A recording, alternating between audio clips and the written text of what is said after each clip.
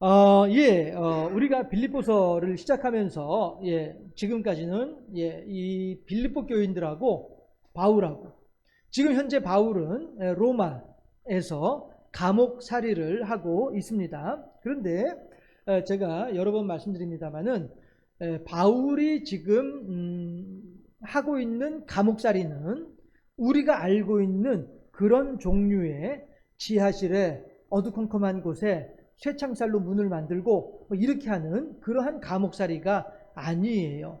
예. 어저께도 마침 제가 이제 묵상을 하면서 혹시 다른 목사님들은 어떻게 설교들을 하고 계신가 싶어서 이렇게 봤더니 한경직 목사님이 1960년도에 설교하셨던 설교 원고가 있더라고요. 근데 거기에도 보면은 이제 그렇게 한경직 목사님이 현재 이 바울의 상태를 어두컴컴한 습기 많은 곳에서 수염이 허옇게 나 있는 초췌한 모습의 이런 바울로 이렇게 설명을 하고 계시더라고요. 그런데 그냥 이제 그렇다고 해서 뭐 한경직 목사님이 나쁘다 잘못됐다 이런 얘기는 결코 아니고요. 성경에 대한 그 해석이 조금은 이제 다를 수 있겠다라고 하는 것이죠. 사도행전을 마지막을 보게 되면 바울이 로마에 도착한 바울이 그 얘기를 하잖아요. 온 이태 동안에, 이태면은 2년이에요. 그쵸? 2년 동안 사람들이 찾아왔어요. 어디로 찾아왔냐면은 나의 셋집에, 나의 새들어 살고 있는 집에 찾아왔어요. 그래서 그들을 공개하기도 하고 그들을 살펴주기도 하고 그렇게 하면서 그들과 더불어 이야기도 하면서 그렇게 이제 2년을 지낸 기록이 있단 말씀이에요. 이런 걸 볼 때 바울이 징역살이를 했던 것이 그런 이제 우리가 알고 있는 그런 종류의 징역살이가 아니다라고 하는 것을 알 수 있는 거죠. 그리고 또 심지어는 그 총독들조차도 이렇게 밤에 몰래 찾아오고 막 이런단 말씀이에요. 이런 걸 볼 때에 바울이 그렇게 감옥 밑에 깊숙한 곳에 들어가서 어두컴컴한 데서 막 습기 많은 데서 이렇게 막 쥐들과 더불어서 이렇게 그건 아니다라고 하는 것을 다시 한번 말씀드리고요. 그렇게 하면 바울이 새 집을 얻어서 집을 새를 얻어서 거기서 생활을 하려면은 그 돈은 어떻게 할 것이며 먹고 살아야 되는데 그 돈은 어떻게 할 것이며 또 뭐 아무튼 전에 여러 가지 그렇다고 해서 내가 내 마음대로 일을 할 수 있는 것도 아니고 죄인의 몸이니까 마음대로 일을 할 수도 있는 거 아니고 이렇게 하니 결국은 어떻게 돼요? 여러 사람들이 바울에게 선교 후원금을 보내주어야 그 선교 후원금을 가지고 하나님의 일을 감당할 수 있게 되는 거다 하는 것이죠. 그래서 제가 여러분들한테 그런 말씀도 함께 나눈 적이 있었어요. 선교사들, 우리 교회도 이제 머지않은 장래에 해외 선교사들을 지원할 수 있는 그러한 수준으로 우리 교회도 좀 이렇게 성숙하고 성장하면 좋겠다 하는 그런 소망도 있습니다만은, 선교사로 하여금 대체 당신 거기서 무슨 일을 얼마나 어떻게 했으니까 좀 기록 좀 봅시다. 이런 거 그다지 바람직하지 않다라고 하는 거죠. 그냥 그의 신앙의 양심에 맡기고 그리고 하나님께서 그를 어떻게 인도하실지를 보면서 그렇게 맡겨놓는 거죠. 생전 선교 편지 안 보낸다고 해서 당신 선교 편지 안 보냈네? 일한 거 없네? 선교 끊을게? 이런 식으로 선교사를 대할 것이 아니라 아니할 말로 그렇게 해서 선교 후원금을 보내주었더니 그 선교사가 중간에 그 돈은 다 착복하고 일은 하나도 안 했더라 라고 하는 것이 사실로 드러나는 한이 있더라도 그래도 일단 우리는 바울이 말을 하잖아요. 씨앗을 심는 사람이 있고 물을 뿌리는 사람이 있고 그 싹을 가꾸는 사람이 있고 열매를 거두는 사람이 있다고요. 다 역할이 달라요. 그런 것처럼 아니할 말로 우리가 예를 들어서 극단적인 상황을 상정을 해놓고 보면 우리가 선교 후원금을 보내주면서 그가 어떻게 선교 활동을 하는지 전혀 신경도 안 쓰고 여기 흔히 하는 말로 천에 버려뒀어요. 천에 버려두었는데 그런데 이 사람이 한 2년 3년 지나고 보니까 완전히 이 사람이 엉뚱한 짓을 한 것이 드러났어요. 그렇다 할지라도 우리들은 뿌린 사람들이니까 사람들이니까 우리의 뿌린 것에 대해서는 하나님께서 알아서 하실 일 아니겠냐 하는 거예요. 그리고 그 뿌린 것을 가지고 엉뚱하게 다른 데 사용한 사람들이 있으면은 그 사람들 또한 하나님께서 알아서 하실 일 아니겠냐 하는 것이죠. 그래서 우리들은 단지 그냥 괭이를 손에 들고 뒤를 돌아보면 합당치 아니하다. 예수님께서 그렇게 말씀을 하시거든요. 그게 무슨 얘기예요? 아직 내가 이 밭의 일을 끝내지 않았음에도 불구하고 그 밭에 내가 일을 얼만큼 했는지 돌아보는 거, 이거 합당치 아니하다. 저는 이제 그 내용을 어떻게 전 나름대로 해석을 하느냐 하면, 내가 이루어 놓은 것에 대해서 만족할 필요도 없고 내가 이루어 놓은 것에 대해서 돌아볼 필요도 없구나. 왜? 주 은혜가 내게 족하도다. 내가 그렇게 그 일을 할 수 있었던 것 또한 하나님의 은혜였고 내가 그만큼의 일을 감당할 수 있었던 것도 하나님의 사랑이었다. 이렇게 생각을 해야지, 야, 내 일 많이 해놨네. 어우, 좋으네. 이거 자기 만족감이다 이거죠. 지난 수요일날 지난 수요일이었군요. 다윗이 인구조사 했던 거를 가지고서 우리가 하나님 뜻에 합당하지 못했다라고 말을 했잖아요. 그런 것처럼 우리들도 마찬가지로 내가 어느 선교사한테 선교 후원금을 얼마를 보냈는데 그 사람이 그 선교 후원금을 가지고 선교 활동을 어떻게 하는지 체크해봐야지, 돌아봐야지, 생각해봐야지, 간섭해야지. 이것은 아니지 않느냐. 머지않은 우리 교회에서 선교사를 전적으로 후원을 한다 할지라도 우리 교회에서 파송되는 선교사는 무척 편하게 활동하게 될 거예요. 선교 편지 안 써도 누가 뭐라고 할 사람 없으니까 그렇게 우리가 일을 하면 좋을 것 같아요. 적어도 이 빌립보서 1장에서 보는 빌립보 교인들하고 바울과의 관계는 그랬던 것으로 여겨져요. 다만 빌립보 교인들은 그래, 우리가 바울에게 애써서 돈을 모아서 바울에게 주면은 바울이 알아서 잘 쓰겠지. 뱀이 알아서 잘할까? 이러면서 이제 다 맡기는 것이죠. 우리들도 그러한 마음이 필요하지 않겠나 하는 생각을 해보고요. 머지않은 장래, 지금 당장 아니고.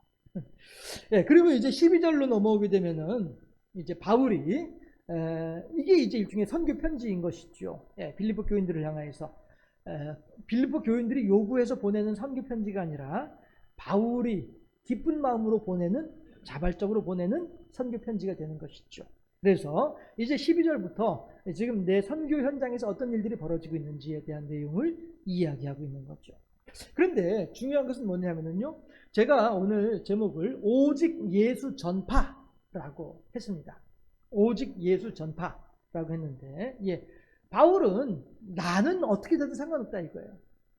나는 지금 여기 감옥살이를 하든 아니면 내가 자유로운 사람이 되든 내가 어디 순교를 하더라도 내가 죽음을 당한다 할지라도 나는 아무 문제 없다 이거예요. 왜? 오직 예수 그리스도의 이름이 전파되기만 하면 남은 아무런 문제 없다라고 하는 것이죠.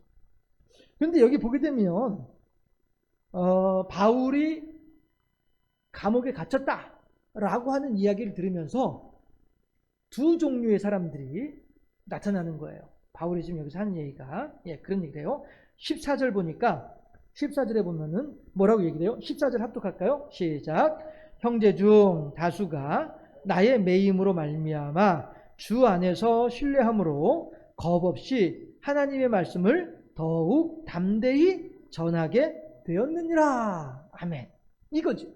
마치 예수님께서 부활하신 이후에 성령을 받은 제자들이 막 길거리로 나가서 막 들고 뛰면서 여러분들이 죽인 예수 그리스도를 하나님께서 살리셨습니다 라고 한 말을 담대하게, 죽은 자가 살아났다라고 하는 말을 담대하게 전할 수 있었던 것이 왜 그래요? 성령을 받아서 성령으로 말미암아서 힘이 있어지게 되니까 그렇게 되는 거란 말씀이죠. 마찬가지로 바울도 바울이 감옥에 갇혔어? 바울이 체포됐어? 왜 그랬어? 예수 전하다가 죽은 자가 살아났다고 이거 전하다가 체포됐대? 라고 하는 말을 들으니까 그래?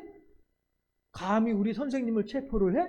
그럼 우리가 가만히 있을 수 없지 하고 들고 일어나는 거예요. 해서 더욱더 디립다 그냥 바울 선생이 얘기했던 내용들을 그 제자들이 더욱더 열심히 막 전달하고 전파하고 하는 거죠.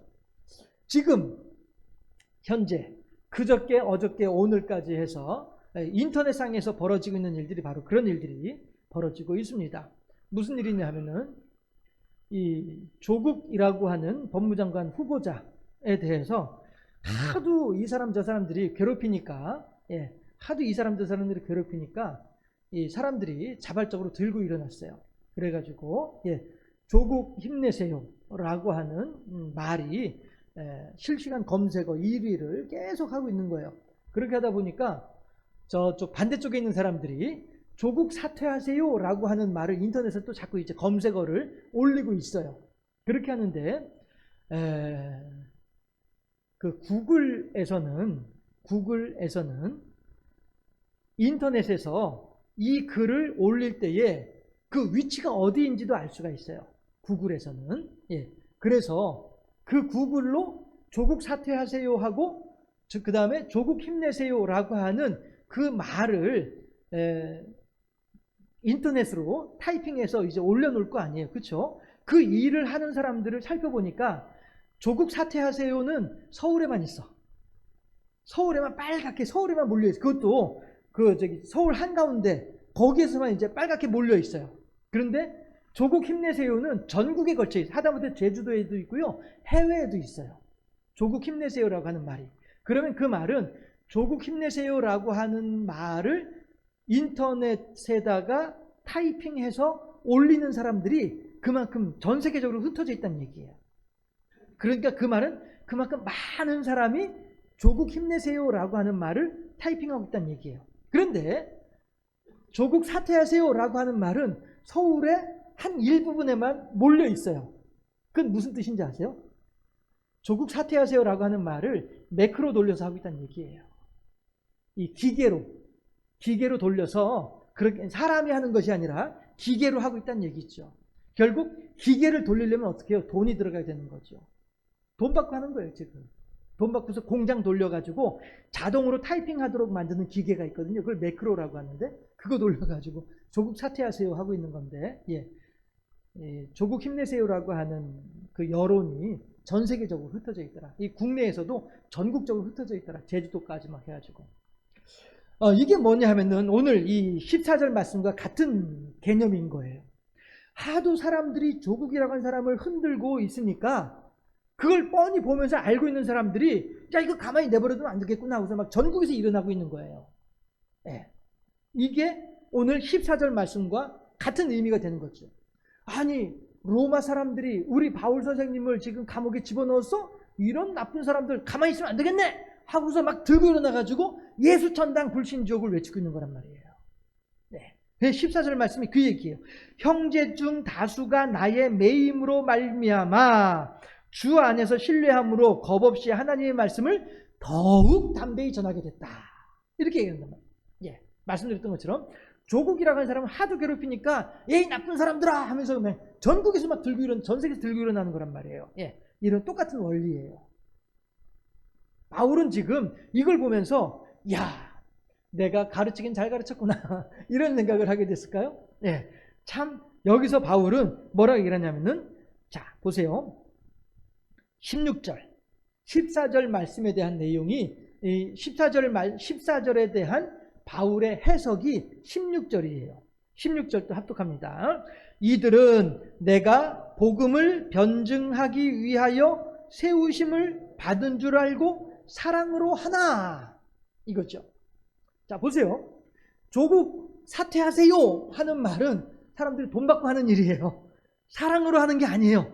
돈 받고 하는 일, 돈벌이 하고 있는 거예요. 그런데 조국 힘내세요는 누가 시키지도 않았어요. 그냥 남들이 한다고 하니까 같이 따라 하는 거예요. 왜 그래요? 그만큼 조국을 좋아하고 조국을 귀하게 여기는 사람들이 그렇게 한 거란 말이죠. 오늘 여기서도 14절과 16절을 보게 되면은 하나님을 믿는 사람들이 사랑으로 바울을 괴롭히고 있어. 바울을 감옥에 집어넣었어. 바울이 지금 힘들어지고 있어. 바울로 말미암는 예수 전파의 속도가 느려지고 있어. 그러면 안 되지. 우리는 들고 일어나야지 해서 사람들이 16절에서 들고 일어난 거란 말이죠. 자, 다 같이 손 위로 쭉쭉쭉쭉쭉쭉쭉쭉쭉 손 위로 자 뒤로 자차차차차차차차 으자차차차차차차차 계속해도 되죠? 예. 그래서 바울은 지금 나를 사랑하는 마음으로 그리스도의 이름을 전파하기 위해서 힘쓰고 애쓰는 사람들이 있음에 대해서 하나님께 감사하고 있는 거예요. 조국은 그 사람은 뭐 제가 그 사람 속에 안 들어가 봤을까 모르겠습니다만은 아마 속으로 아이고 그래 잘한다 그러면서 이제 저쪽 사람들을 향해서 이 자식들이 말이야 감히 나한테 까불고 있어 이렇게 하고 있을지 몰라요. 그러나 바울은 그렇게 하지 않고 있단 말이에요. 지금 여기서 어찌되든지 그리스도의 이름이 전파되고 있으니 나는 그것으로 만족한다. 이게 바울이에요. 예. 조국이라고 한 사람은 지금 이 상황을 두고서 어떻게 생각할런지 알진 못하지만 적어도 바울은 이 상황에 대해서 하나님께 영광 돌려드리고 있더라.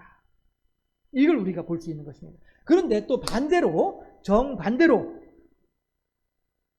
바울이 복음을 전파하는 것에 대해서 기분 나빠하고 싫어하는 사람들이 있어요. 뭐 이렇게 생각하면 딱 맞겠죠. 아, 저 인간이 하는 일은 뭐든지 다 싫어. 이런 사람들. 예. 대체 저 인간이 대체 뭐라고 지가 무슨 자격이 있다고 지금 저렇게 하고 있는 거야? 꼴도 보기 싫어. 이런 사람들이 있을 수 있다는 것이죠. 예. 바울은 충분히 그러한 왕따를 당할 만한 상황인 사람이에요. 왜냐하면 자, 지금 보세요. 조국이라고 한 사람도 물어뜯는 이유가 뭡니까? 그 사람이 과거에 무슨 일을 어떻게 했는지 이걸 가지고 물어뜯으려고 하는 거예요. 그런데 정작 그 사람은 잘못한 게 없어. 과거를 물어뜯으려고 보니까 잘못한 게 없어. 그러니까 좋다. 그러면은 너한테 물어뜯을 게 없어? 그럼 너희 가족들을 한번 보자 하면서 가족들을 살펴보는 거예요. 살펴보다 보니 웬 아이 하나가 참 똑똑하고 성실해요. 그래서 남들보다 좀 이렇게 승승가도를 했어. 승승가도를 달렸어. 그런데 그걸 보면서 자기들의 생각으로 어쭈 이거 봐라. 얘가 지금 이렇게 승승가도를 달리고 있어? 이거는 분명히 지 아빠가 도와줬기 때문일 거야. 라고 하면서 이제 시작하고 있는 거예요. 예, 그렇게 물어뜯고 있는 거죠. 자, 어쨌든지 간에 자그마한 꼬투리만 있더라도 물어뜯으려고 하는 것이 사람들의 심리란 말씀이에요. 그런데 바울이라고 하는 사람을 한번 살펴보세요. 바울이 되기 전에 사울로 살았던 사람이에요. 사울로 살할 때 어떤 일들이 있었습니까? 스데반을 죽이는 사람이 사울이었었어요. 그렇죠? 예수님의 제자들 가운데 첫 번째 순교자는 야고보이고요. 그 다음에 평신도 가운데 첫 번째 순교자는 스데반이었다고요. 네.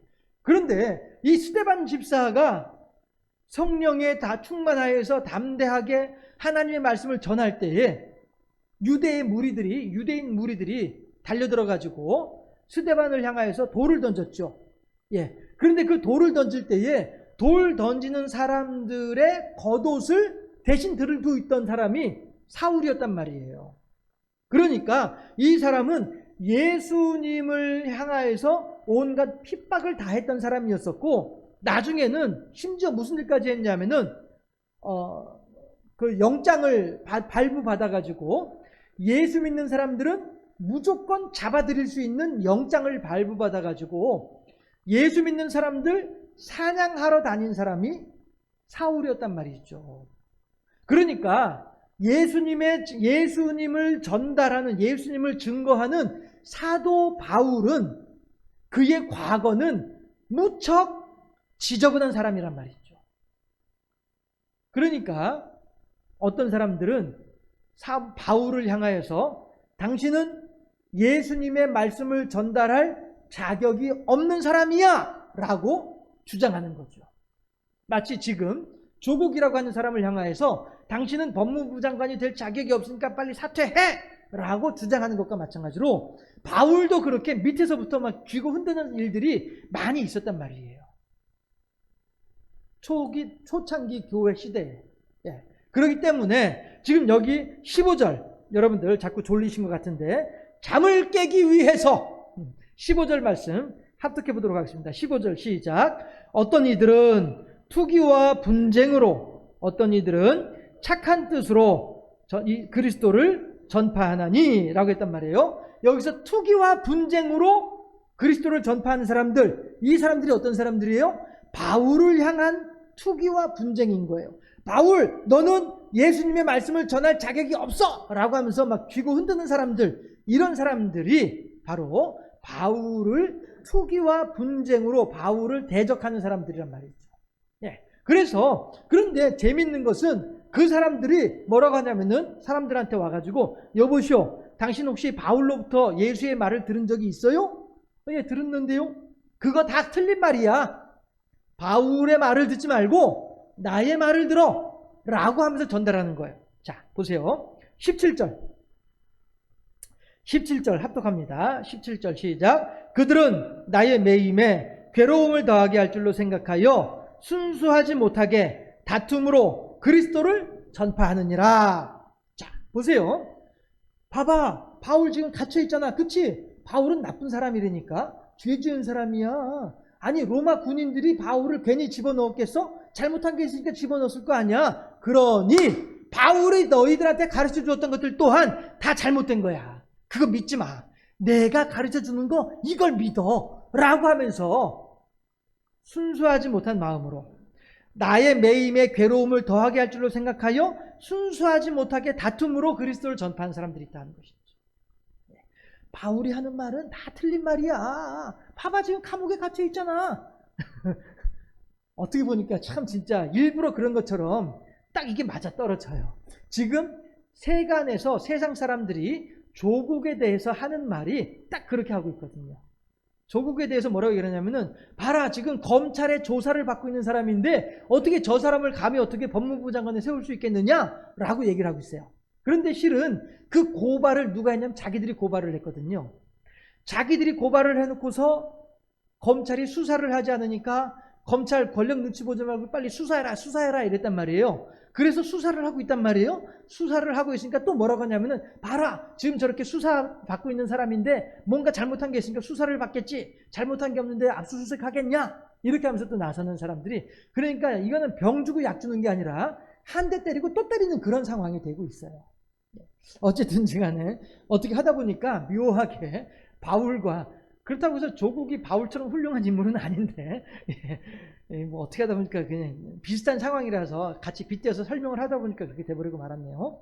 중요한 것은 뭐냐 하면은 바울은 지금 이 사람들이 나를 사랑하는 마음으로, 여러분, 바울 선생님이 했던 이야기들은 다 맞는 이야기들입니다. 예수님께서는 반드시 죽었으나 반드시 살아나신 분이 예수님 맞습니다. 바울 선생님은 예수님을 그렇게 죽은 자 가운데 살아나신이라고 전달했습니다. 여러분들은 바울 선생이 한 말을 열심히 믿으셔야 됩니다 라고 바울을 향한 사랑의 마음으로 그리스도를 전파하는 사람들이 있는가 하면, 또 반대로 어떤 사람들은 여러분, 바울은 지금 로마 감옥에 갇혀있는 사람입니다. 로마 군인들이 괜히 바울을 감옥에 가두었겠어요?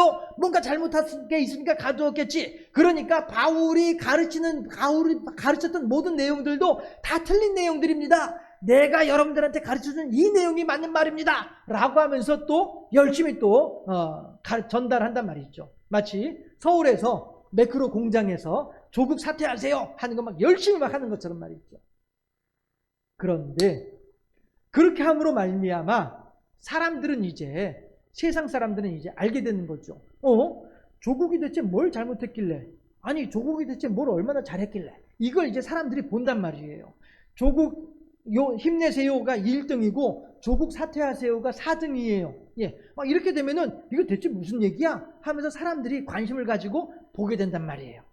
마찬가지로 바울도 지금 하는 얘기가, 자, 18절 합독합니다. 시작. 그러면 무엇이냐?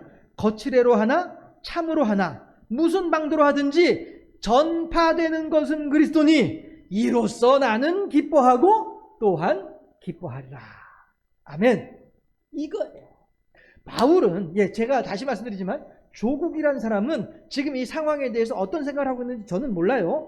다만 상황만 여러분들한테 말씀드리는 거예요. 그런데 바울은 지금 현 상황과 더불어서 본인의 마음까지도 본문에 적어 놓았어요. 이게 뭐예요? 그리스도에 전파되는 것이 그리스도니 나는 이것으로 말미암아 기뻐하고 또한 기뻐할 것이다 라고 하고 있죠. 그러니까 바울은요, 그 사람들이 나를 사랑해서 그리스도를 전파하든 그 사람들이 나를 미워해서 그리스도를 전파하든 나는 신경 안 쓴다는 거예요. 다만 저 나쁜 녀석들 나를 미워하고 있네, 이거 신경 안 쓰고 그 사람들이 지금 뭘 하고 있는지, 그 사람들이 그래도 그리스도를 전파하고 있네, 잘하는구나, 너 잘한다, 이 사람들은 내가 전한 것을 그 그리스도를 전달하고 있네, 잘하고 있네, 얘네들은 나하고는 다른 내용이지만 그래도 어쨌든 그리스도를 전달하고 있네, 잘하고 있다, 이거예요. 나의 생각이 그들에게 전달되느냐 안 되느냐 이게 중요한 게 아니고요, 오직 그리스도가 전파되느냐 안 되느냐 이게 중요한 거예요. 바울은 지금 여기에 신경을 쓰고 있는 것이더라 하는 것이죠. 우리들은 어떻습니까? 전에 있던 아주 오래전 일인데요, 교회에 이제 당회를 하면 담임 목사님하고 부목사님이 4명이에요. 그럼 5명이죠. 그 다음에 장로님들이 6명이에요. 그러면 이제 당회를 하면 11명이 당회를 해요.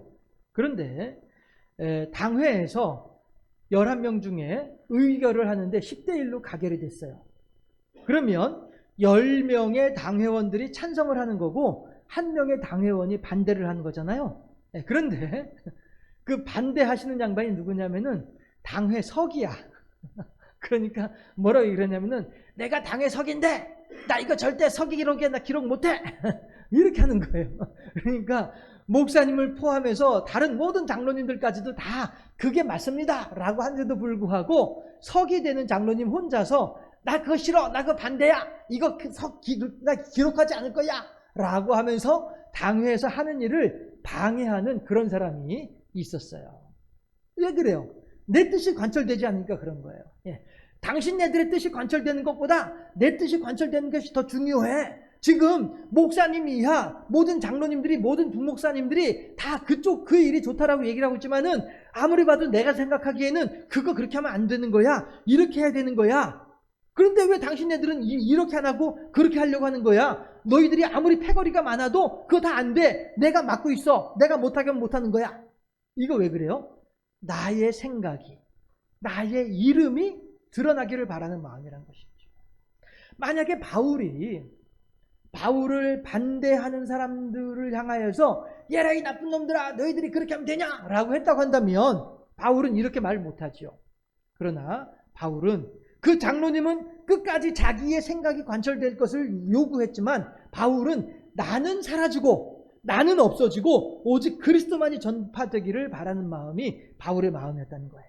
자, 19절부터 함께 21절까지 합독합니다. 시작. 이것이 너희의 간구와 예수 그리스도의 성령의 도우심으로 나를 구원에 이르게 할 줄 아는 거로 나의 간절한 기대와 소망을 따라 아무 일에든지 부끄러워하지 아니하고 지금도 전과 같이 온전히 담대하여 살든지 죽든지 내 몸에서 그리스도가 존귀하게 되게 하려 하나니 이는 내게 사는 것이 그리스도니 죽는 것도 유익함이라. 아멘.